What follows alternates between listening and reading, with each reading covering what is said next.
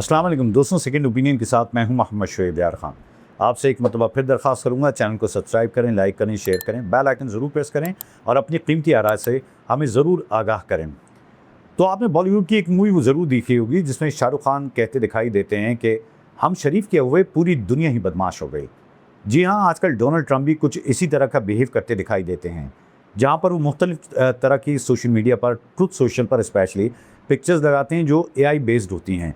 कहीं वो Jesus Christ के साथ दिखाई देते हैं, कभी खुद जीसस क्राइस्ट बने दिखाई देते हैं, कभी वो देखा जाता है कि बंदूक ताने खड़े हुए हैं। तो अभी एक ऐसी ही पिक्चर उनकी आई जिसके अंदर वो फरमाते दिखाई दिए कि नो मोर मिस्टर नाइस गाय, यानी कि अब मैं अच्छा इंसान नहीं हूँ। तो डोनाल्ड ट्रंप की ये तस्वीर आई जहाँ पर देखा जा सकता है कि वो सूट बूट में खड़े हैं और एक बड़ी सी गन उनके हाथ में, और साथ ही साथ पीछे बहुत ज़्यादा तबाही दिखाई देती है। ये वो तबाही है जो दिखाना चाहते हैं कि अगर ईरान तुम मेरी बात नहीं मानते तो मैं तुम्हारे साथ क्या करूँगा। वो कई दफ़ा धमकी दे चुके हैं कि आबनाए हुर्मुज़ के हवाले से कि उन्होंने ये कह दिया कि आबनाए हुर्मुज़ नहीं खुलती और वहाँ पर नाकाबंदी जारी रहेगी, और ईरान अगर सेटल नहीं करता तो ईरान की ईंट से ईंट बजा देंगे। तो उन्होंने एक जगह स्टेट ऑफ ट्रंप का नाम भी दे दिया आबनाए हुर्मुज़ को, और सहाफ़ियों से बात करते हुए मज़ाहिया अंदाज़ में ये भी कहा था कि मैं जो ये कह रहा हूँ कि आबनाए ट्रंप, तो उसको आप शायद मीम समझेंगे, मैं बहुत कम गलतियाँ करता हूँ। इसका मतलब ये कि उन्होंने साबित किया कि आबनाए हुर्मुज़ को वो कंप्लीटली टेक ओवर करना चाहते हैं, जो कि ईरान की बका का मामला है। तो ये जो जंग जारी है इसमें हम देख ही रहे हैं कि दोनों फरीकैन फ्लेक्सिबल कभी दिखाई देते हैं और कभी नहीं दिखाई देते। कभी वो शो करते हैं कि दोनों बहुत ही करीब आ चुके हैं।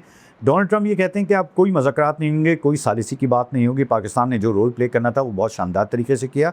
उन्होंने हमेशा की तरह मियाँ शहबाज शरीफ और फील्ड मार्शल सैयद आसिम मुनीर की बेपनाह तारीफ़ी की, और उन्होंने अब ये कह दिया कि अब जो भी मुज़ाकरात होंगे वो टेलीफोन पे होंगे, कि मोबाइल फ़ोन पे होंगे, या फिर जो है वाइट हाउस में कोई कॉल जाएगी। इससे साबित ये होता है कि उनके जो मरासिम हैं या उनके डायलॉग जो चल रहे हैं वो कुछ ख़ास लोगों से चल रहे हैं। अक्सर वो अब्बास इराक़ची का नाम लेते दिखाई देते हैं, जिससे ज़ाहिर ही होता है कि अब्बास इराक़ची के हवाले से उनका बड़ा सॉफ्ट कॉर्नर है। अच्छा, अब्बास इराक़ची जो हैं वो एक इंतहाई एक्टिव पर्सनैलिटी हैं। जितनी भी सालिसी में हमने देखा अब्बास इराक़ची मौजूद थे। तो कुछ ऐसा भी लगता है कि अब्बास इराक़ची को डिस्प्यूट करने के लिए और उनको एक मुतनाज़ा शख्सियत के तौर पर पेश करने के लिए डोनाल्ड ट्रंप उनका अक्सर नाम लेते हैं, और वो ये ज़ाहिर करते हैं कि ईरान में कुछ ऐसे लोग मौजूद हैं जो वो बात करने के काबिल हैं, और जो वहाँ पर इश्तियाल अंगेज सोच का जिक्र करते हैं वो वहाँ के जो उलमा कह लें आप, या फिर जो इस सुप्रीम काउंसिल के लोग हैं उनके बारे में कहा जाता है। लेकिन अब्बास इराक़ची के हवाले से वो बहुत नरम गोशा रखते हैं, उनकी ट्वीट्स को लाइक भी करते हैं और उसके हवाले से जो है रीट्वीट भी करते हैं, और जिससे ज़ाहिर ये होता है कि वो प्रूव करना चाहते हैं कि हमारे राब्ते अब्बास इराक़ची के साथ चल रहे हैं। ये तो आगे आने वाला वक्त बताएगा। लेकिन अभी हम बात कर रहे थे कि डोनाल्ड ट्रंप की अपनी पर्सनैलिटी की। डोनाल्ड ट्रंप जो कि कभी ये कहते दिखाई देते हैं कि मैं आबनाए ट्रंप हूँ, और कभी वो इस तरह की पिक्चर शो कर देते हैं। अमेरिका ने कई दफ़ा बहुत सारी सिचुएशन चेंज की हैं, जो हमने अक्सर प्रोग्राम में भी कहा। पहले अमेरिका ये कहता था कि अमेरिकी अवाम को बचाने के लिए ईरान पर हमला किया गया है। फिर वो ये कहता था कि ईरान जो है जौहरी तवानाई बना रहा है, हम उसको रोकना चाहते हैं, वरना वो एटमी पावर बन के दुनिया को तबाह कर देगा।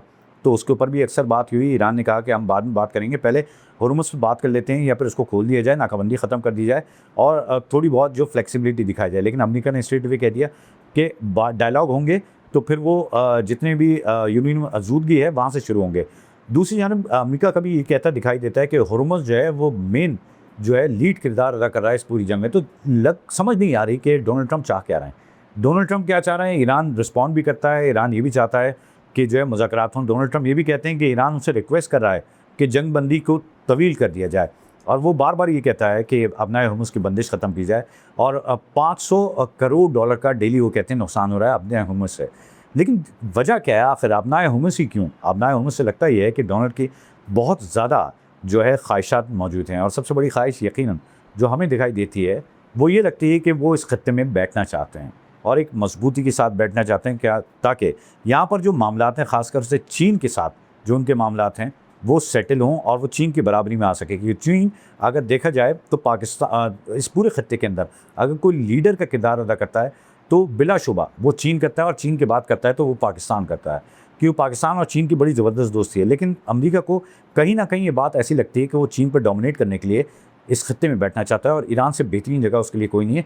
ईरान में जो पेट्रोल की वाफिर मकदार मौजूद है, आबनाए हुर्मुज़ जहाँ से 20-25% जो फ्यूल है वो यहाँ से गुजरता है। तो इससे ज़ाहिर ही होता है कि डोनाल्ड ट्रंप के बहुत सारे मकासद हैं, लेकिन वो खुल कर नहीं बोलते हैं, जिससे साफ ज़ाहिर है कि वो अभी बहुत सारी बातें छुपा रहे हैं, लेकिन आइंदा आने वाले दिनों में जंग क्या रुख इख्तियार करती है देखना ये एक मरतबा फिर तहम्मुल का मुज़ाहरा करेंगे हम दोनों फ़रीक़ैन से। और ख़ास तौर से इस वक्त जो मईशत का हाल है पूरी दुनिया जानती है। जो बाकर कालीबाफ हैं ईरानी पार्लियामेंट के स्पीकर, वो ये कहते हैं कि $140 तक फ्यूल जा सकता है। और उन्होंने ये टारगेट किया, अमेरिकी जो वज़ीर ख़जाना हैं उनको टारगेट करते हुए कहा कि वो डोनाल्ड ट्रंप को गलत मशवरे दे रहे हैं और फ्यूल प्राइसेस जो हैं $140 भी क्रॉस कर सकते हैं। और अगर $140 क्रॉस कर गए तो आप सोच नहीं सकते क्या होगा। पाकिस्तान में शायद अब फ्यूल जो है मिले ही ना, और अगर मिले, और पाकिस्तान जैसे मुल्कों की बात कर रहा हूँ, सिर्फ पाकिस्तान नहीं, वहाँ पर तकरीबन जो है 600-700 रुपये लीटर हो जाए तो गरीब आदमी खाएगा क्या, कमाएगा क्या। और इसके साथ साथ उससे मुंसलिक जितनी चीज़ें हैं जैसे हमने पिछले प्रोग्राम्स में भी बताया वो सारी महंगी हो जाएंगी। तो खुदारा इस जंग को ख़त्म करें और खुदारा अमन की टेबल पर बैठें और सिर्फ अपने अपने मफाद का ना सोचें। अमरीकी अवाम भी तंग आ चुकी है, ईरानी अवाम वैसी पिस चुकी है, तो दोनों चाहते हैं अमन हो और उसके साथ साथ इस खत्ते की अवाम के साथ साथ जितने ममालिक हैं उनके साथ पूरी दुनिया इस वक्त अमन की मुतलाशी है। तो आपसे यही दरख्वास्त करूँगा और पूरी कौम की बल्कि पूरी दुनिया की दरख्वास्त ये है कि आप दोनों खुदारा एक टेबल पर बैठें और किसी के गिरने से किसी के उठने से कोई फ़र्क नहीं पड़ेगा। इस वक्त जीतेगा वो जो थोड़ा बहुत फ्लेक्सिबल होगा।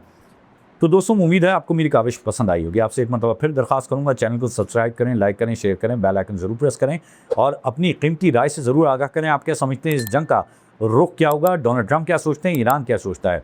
अगले प्रोग्राम तक के लिए मुझे इजाज़त दीजिए। अपना बहुत ख्याल रखिएगा। पाकिस्तान जिंदाबाद।